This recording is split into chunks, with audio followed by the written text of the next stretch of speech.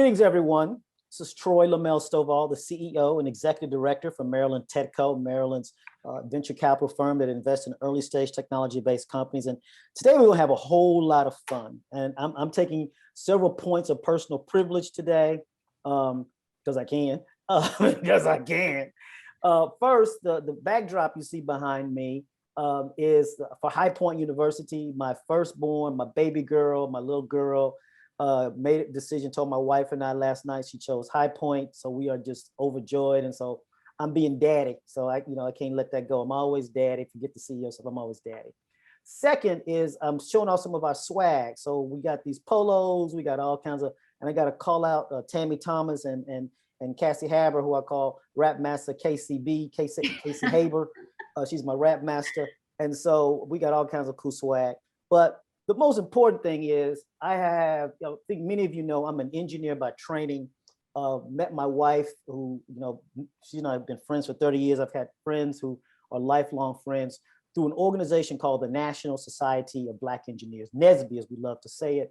And I can't be more excited today with our guest, Ms. Shelonda Stokes of the Downtown Baltimore Partnership. But most importantly, she's an electrical engineering undergraduate and a NSBE person. So Shelonda, thank you for being on TEDCO Talks today. Thank you for having me. And quite similarly, I met my husband. So maybe we have a new role for NSBE in addition to what it does in partnerships. But nope, I ended up meeting my husband through that organization as well. And so you just think about the capacity and development. And if I can steal some of your point of privilege time, although my daughter has not decided, very similarly as well.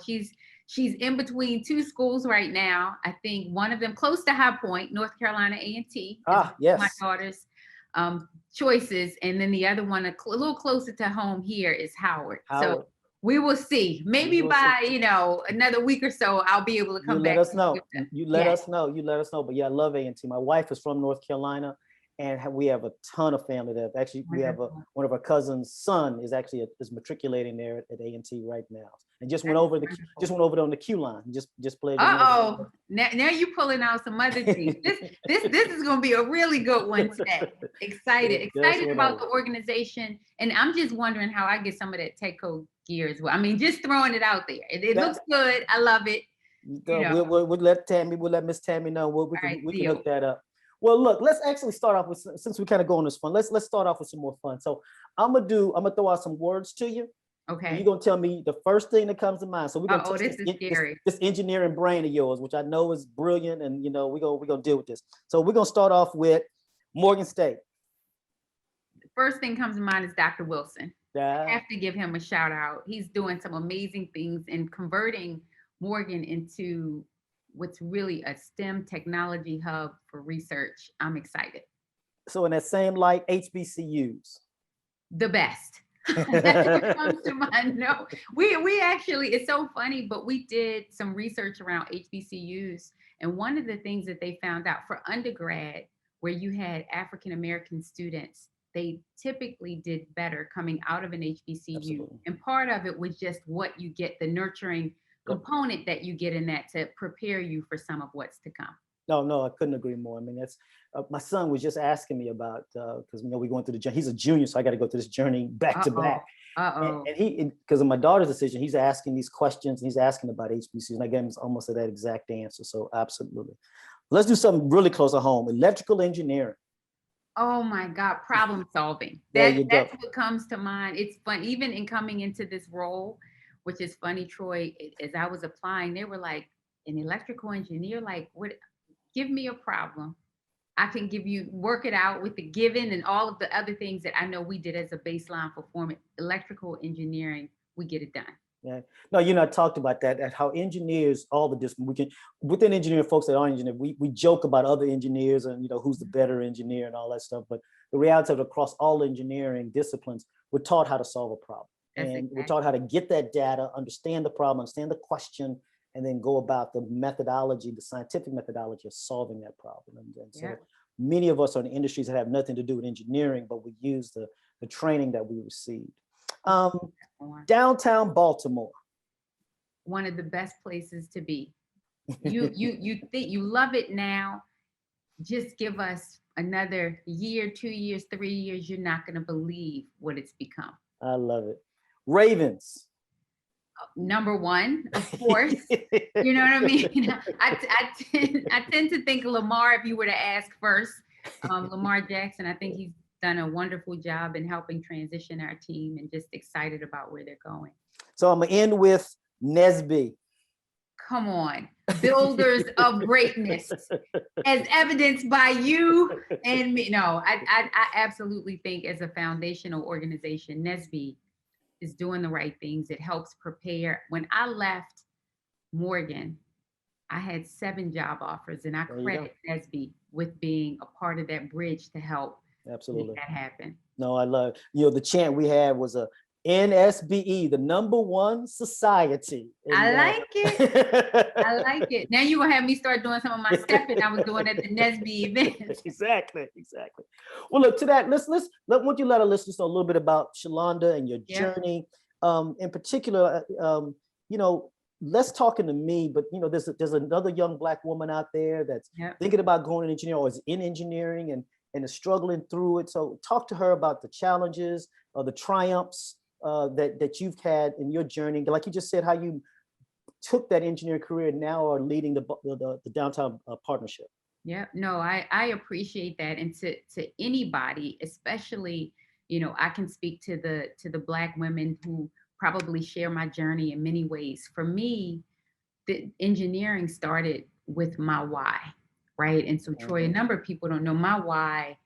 When I started, we grew up in Baltimore, extremely, extremely poor. Like I would start meetings saying, do y'all know what this meant? That was how I went into the house to ensure that the mice would scatter.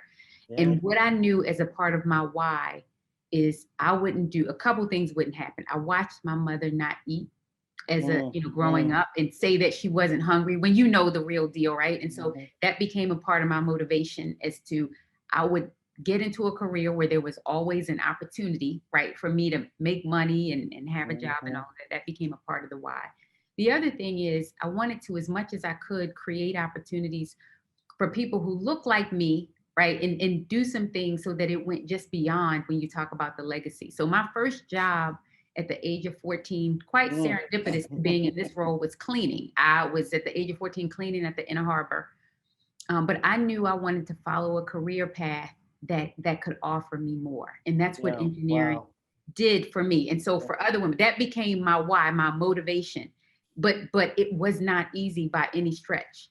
And so part of what I knew I needed to do, and I encourage all women to do, I had to form my sort of cohort. You can call it a Flossy Posse, call it whatever you need to help kind of get you through, because engineering wasn't one of those degrees while I was in school that afforded a lot of opportunity for extra, right? When people were doing some of those other things, I knew I needed to buckle down. When spring break came, we were always given a project over spring break, and so all of some of those things, but, forming the cohort worked. Having a base of people who had the same motivations as I did helped tremendously. And then focusing not on the immediate, but on the future is part of what really helped me do that. And so I would say to all of my sister friends and all of that, we deserve more. We can do more. If we invest the time, it is ours to claim. And so just for all of them, that for me has been the motivation. One other quick. No, please, girl, you got me going. Because I have so much in here. Girl, no. I had this, we were a part of this engineering program where we brought in different people to show you how engineering could be used in various capacities. And for women, I think it was a way of them attracting us to make sure they could cover all areas. So they had brought in one of the women who owned, it was the brand MCM, so a designer brand, and trying to link fashion to engineering and STEM and all of those other things. One of the best things that the speaker shared with us during that time is she said, when I come home, she said, do you know what my father says to me? And we're like, how was your day? What did you do? And she said, no, my father said to me, what did you fail at today? And we were like, and she said, part of it, and this ties into the engineering piece, and for us as women and what happens, we don't often like to fail, but in order to stretch, sometimes you do have to fail. You have to put yourself out there. And so the other thing I would say, and that was a lesson that I carried on, don't settle, right? Comfortable is not your friend in that way. So like kind of that. push the envelope. When you do it, say, what have I failed at today? Girl, you said so many things in there. Any one of those we could spend a minute on, but hearing your journey so reminds me of my own, right? I grew up in Texas, Pole, just a mom, and in engineering, to your point, was that means I could see to get me. Yep. I joke when I ended up going to undergrad, they had a co-op program and they had the list of all the things you could do. Okay. And they said, which one you want? I said, which one pays the most? They said, electrical engineering. Right, exactly. That's the one I want. I know. That's what I want. You know, that's a hard decision. But a couple of things you said there, I really do want to, particularly as it relates to engineering and entrepreneurship and what you do, this notion of failure. Because I think so many of us, in particular the Black community, we get comfortable. You talked about, not being comfortable. Right. We get that first job and we get comfortable, and we don't want to stretch ourselves and expand ourselves or take on that risk, because we don't want what I call the public failure, even the private failure. You're right. And so talk about how you use that failure, and have you used what you said, that not wanting to get comfortable to continue to make make you better than what you are. No, I appreciate that question tremendously. Just coming out of undergrad school, and this is interesting. So graduating from Morgan with an electrical engineering degree, just as my undergraduate, I came out making $40,000 a year. Mm-hmm.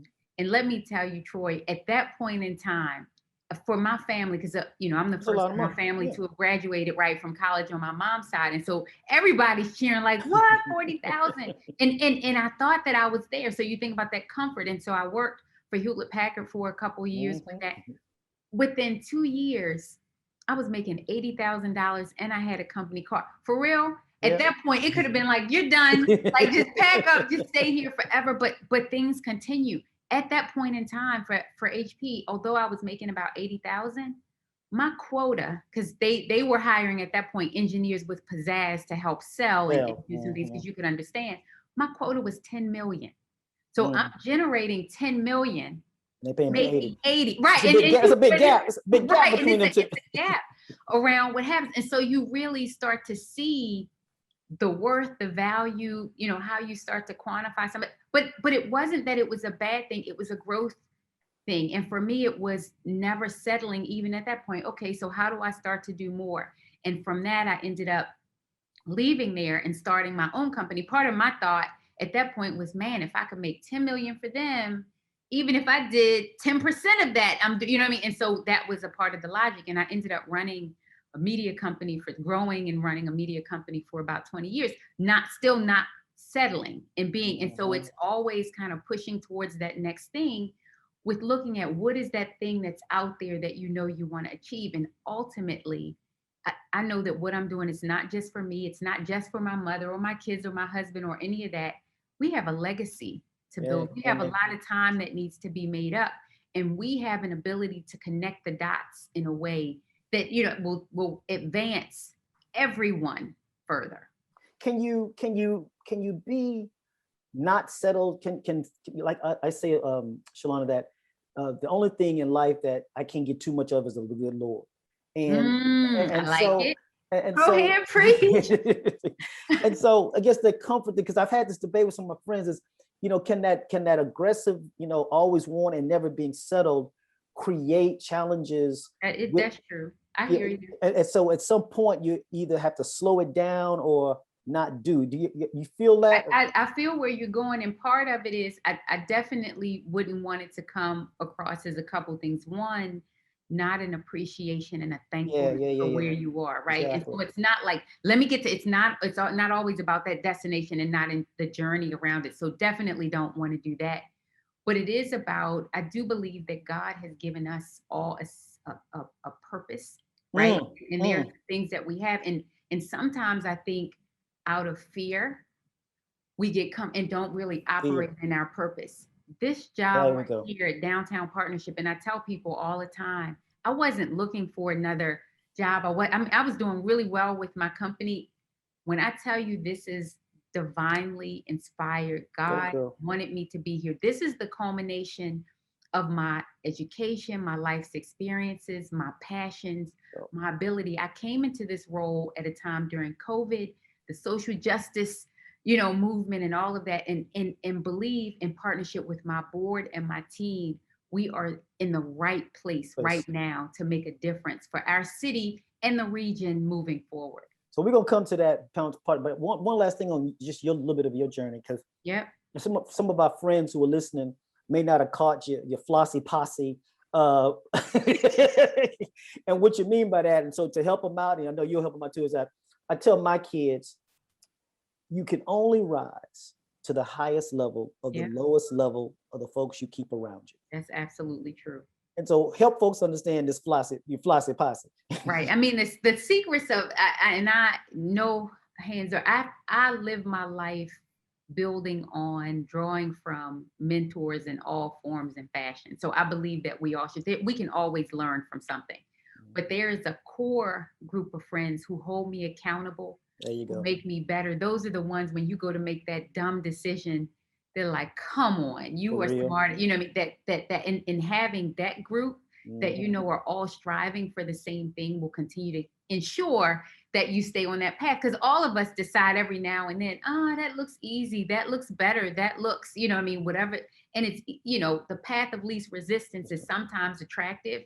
And so keeping a core group of friends, supporters, all of that to help motivate you when you're feeling a little bit low in that area is what's I love it. And and deal with that fear. Deal with the fear and push you to take that next level. Absolutely. So a lot of folks may not know about Downtown Partners and what they do and what they're about. So go ahead and let folks know about that. Absolutely. I'm excited to actually have two roles, which most people still don't know. I am the president of Downtown Partnership of Baltimore, and I am the executive director of the Downtown Management Authority.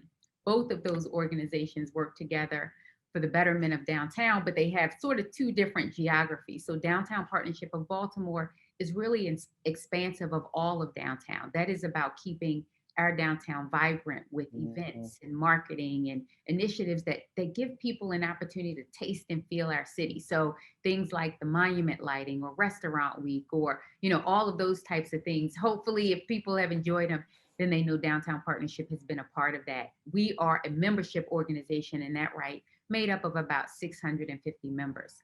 Wow.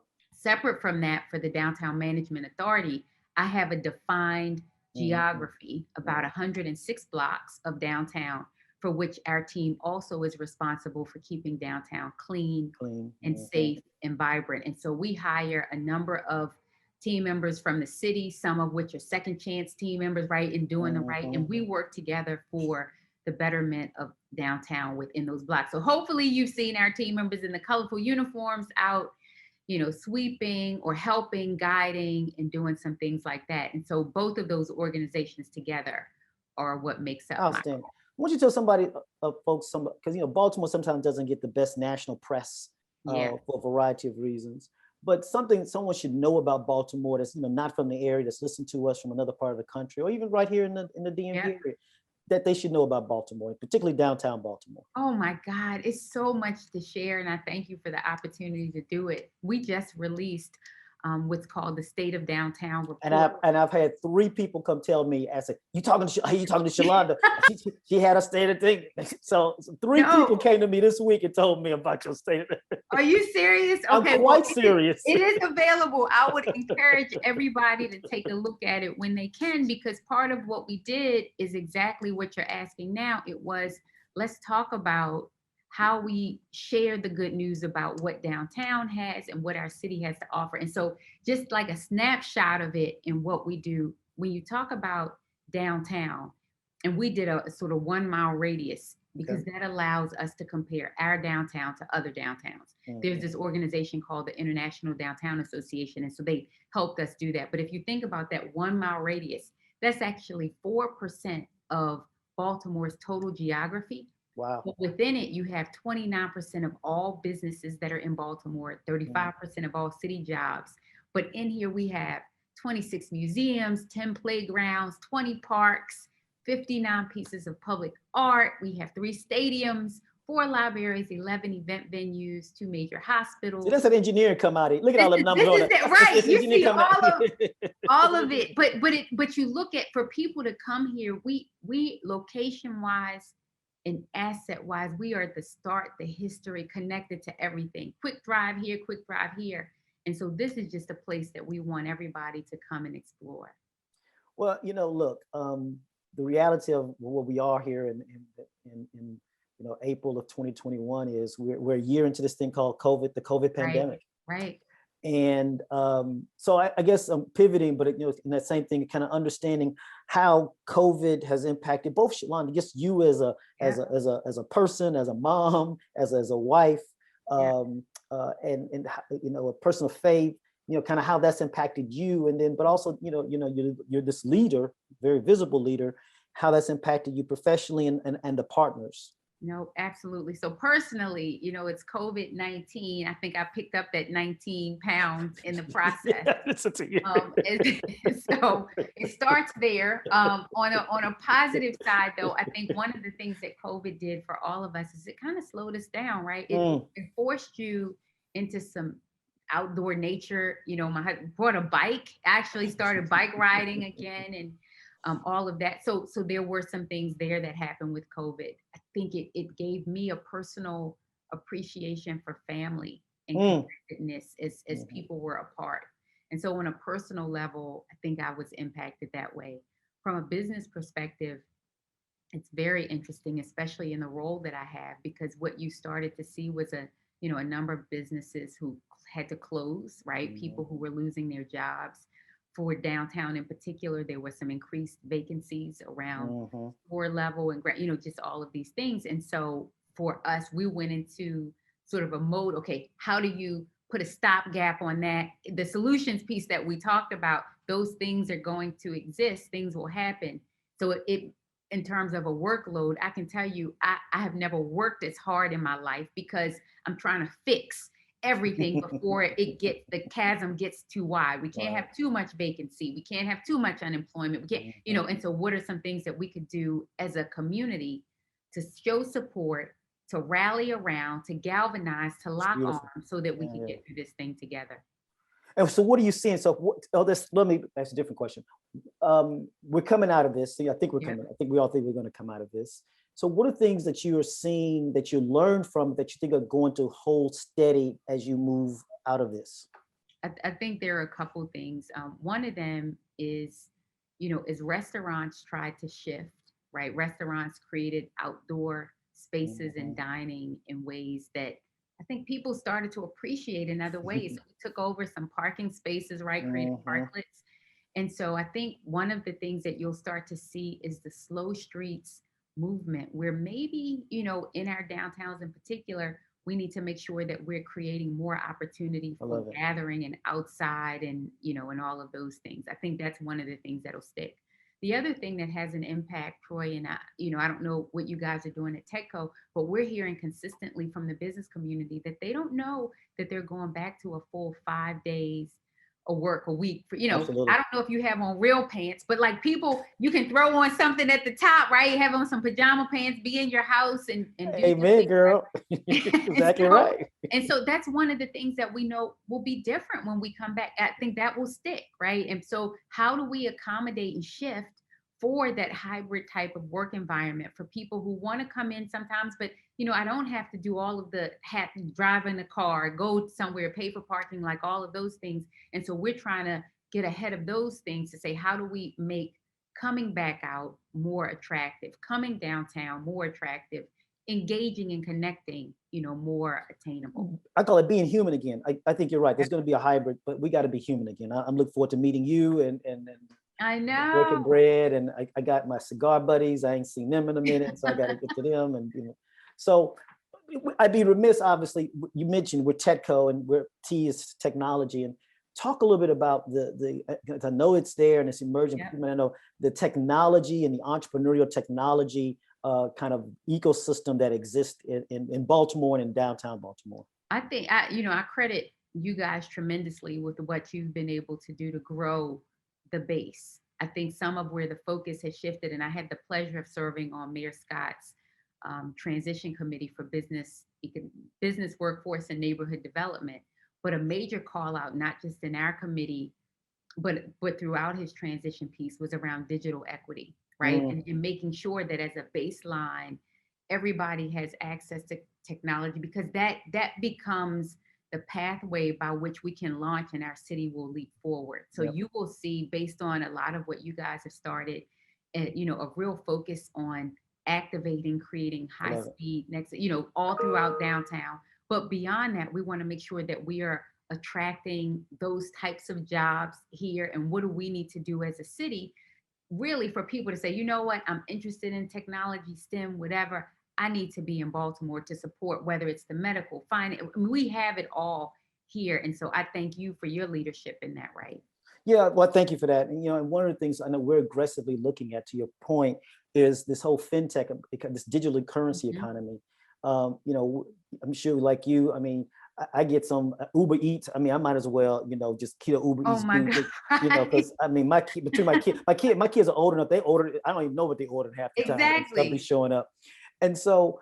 But there's, as both of them, there's a whole set of folks who cannot participate in that, right, because they don't have access to that digital currency. And so we have been very aggressively thinking about it. I know we need to launch some efforts in Baltimore to how to start to experiment, how to get more people involved in that digital economy.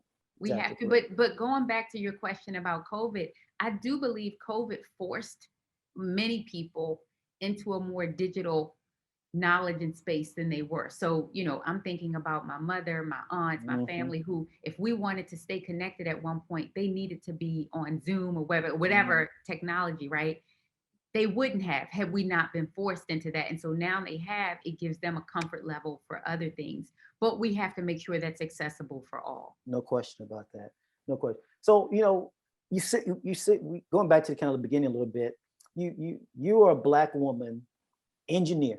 And there's and I'm left-handed, so keep going right now. You're the anomalies of the anomaly, right? And so you and I both were NSBE, and folks that don't get the National Society of Black Engineers. At the end of the day, it's a student-led organization, which is the thing. I mean, I, as a student, I talked about as a student, we actually led. I mean, I put on the big conferences. I led, some region. I read a national effort. The whole point of it is to get more of us, more people of color into engineering. And so it's not just engineering that there's a lack of people of color and women. It's a range of areas. So as the partnership, as you think about the programs and efforts, the partnership wants to kind of, how do you lend yourself into that, both as a professional, but obviously as a Black woman, how do you think about these things? No, you're making me think about something that we've recently launched, and part of the sort of impetus behind it is exactly what you were talking about. So we recently launched an initiative called Boost, which stands for Black Owned and Operated Storefront Tenancy. Oh, wow. And part of the thought behind it was two things. One, I mentioned, within downtown pre-COVID, but heightened because of COVID, there was an increase in vacant spaces down here. And when you talk to Black women, Black owned businesses, minority businesses of all type, part of what we learned is there was this thought that I can't be downtown for a number. Maybe I'm priced out, my client bases, and there was a number of things. And so we worked with the property owners down here to do a couple of things. One, to make sure that we could give Black owned businesses an affordable way of accessing those beautiful spaces, whether it's having rent that's commensurate with sales or whatever. We did that. But we surrounded them also outside of the space with $50,000, that's seed, right, to help them for facade improvement or operating and all of that. But the so what big deal, and this is where we look at really locking arms even tighter with your organization, is we're creating a cohort model, because we know that growing in business is not just about where you start, but it's having all of those other assets around. So the cohort, we want to make sure that there's proper technical assistance. How do we help them grow and scale and leverage technology to the full heights? How do we surround them with marketing, and how do we make sure that there is, legal assistance and all of the things that we know are a part of the formula? But it's for where you started with the question. Part of it is, how do we use what we have, understanding there's a gap for technology and all of these things, use our base to help grow businesses in that space. And every business, just I can't think of many that don't have technology as even if it's not, I am going to be an engineer, I'm going to be a coder, even if I am a pie maker, right? There's some technology to what's happening in a way that we can elevate and include that in there. And so we want to really make sure that we're doing that for these businesses to help make our downtown more reflective of the demographics of our city. This is what I'll announce and commit to you. Two things. One is we are going to be announcing here shortly what we're calling the Urban Business Innovation Initiative, focused on Baltimore and Prince George's County. Oh, okay. We're really going to put a person, actually, I think I'm interviewing a person next week, that we're going to put a person in Baltimore to work with people like yourself and other folks who are already, what I call already doing the do. And we just want to help, we just want to lean and lend ourselves into it. So we don't want to amazing. step on anybody else.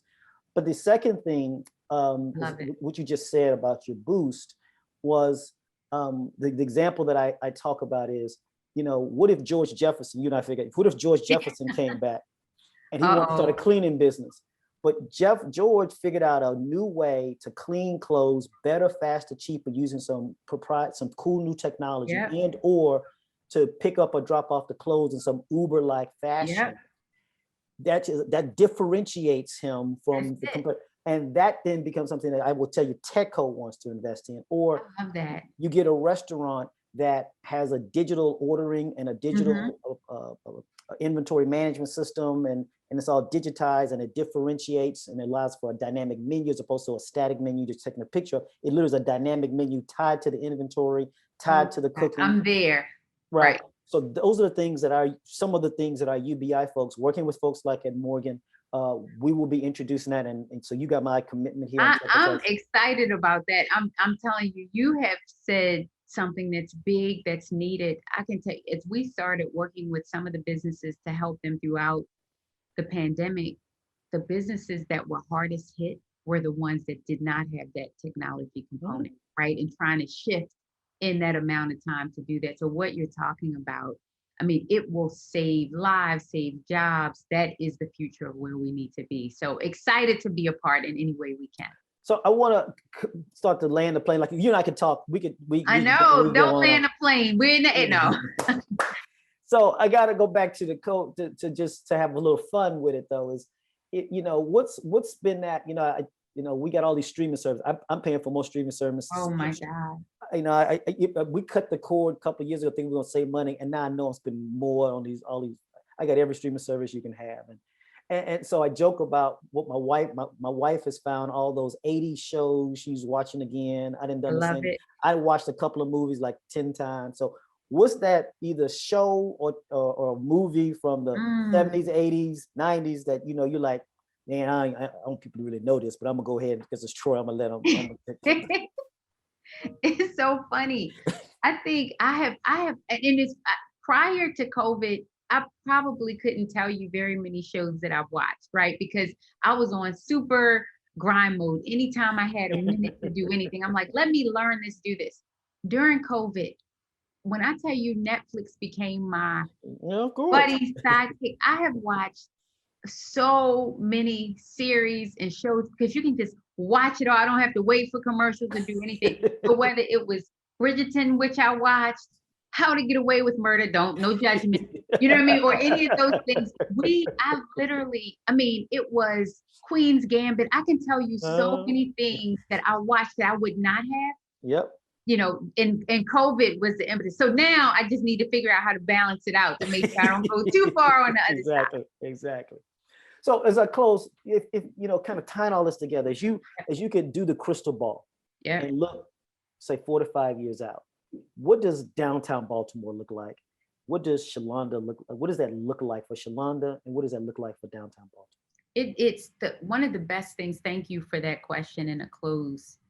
One of the things that's closest to my heart is us in Baltimore, getting to that place of recognizing where we went wrong. So redlining and all of those things from the beginning, but getting to a place that feels equitable, a place where no matter what color you are, you feel like this is home. You're proud to call home. You feel like you can walk anywhere that you want, and you can achieve regardless, no matter where what your address is, whether it's bent low or somewhere in, Canton or wherever you feel that you are a part of the fabric and growth of our city. That's what I see 5 years from now. But it happens with us all being intentional, with us building on the same way you talked about TEDCO and Downtown Partnership. How do we do this together where our 1 + 1 = 5? Exactly. I think all of that works together. And what I'd love to do when you talk about me at that point, I just want to stand back, cross my arms, like, we did it. We did that. You know what I mean? And that's what I look forward to seeing it. I see so many leaders and partners rising up, people who didn't work together previously, who now are like, we own this. Let's do this. See, I'm gonna say, so you didn't say it. So in 4 years, I'm gonna be at somebody's graduation. It better be. I better be at somebody's graduation ceremony, because costs can't be slipping out the 5. I know. That's true. You know what? I claim that too. Yeah, I better be at somebody's graduation ceremony. That's what I know. You will be. I'm excited to hear. I can't wait to hear all of the great details of what's going to come out of High Point University. Shelonda, thank you for your time. Thank you for your leadership. Thank you for just being you. I can't wait to learn more. And again, you and I could have swapped stories all day long. So I appreciate all that you're doing for Baltimore and for Maryland. I think people forget that Baltimore is the urban area for Maryland. Call it the heart. Yeah. We are the heart. No, so thank you for having me. I'm excited about the partnership I've been following what TEDCO has been doing, and could not be more honored, one, that you had me on the show. So thank you for that. But just to be a part of your movement and to see where you guys are going, you have a partner in this work. So thank you. Thank you. To our friends, thank you again. We can't tell you how much we appreciate you watching. We continue to get your feedback, and we appreciate it. So again, this is Troy Lamel Stovall, the CEO and Executive Director for TEDCO. See you again next week. Take care.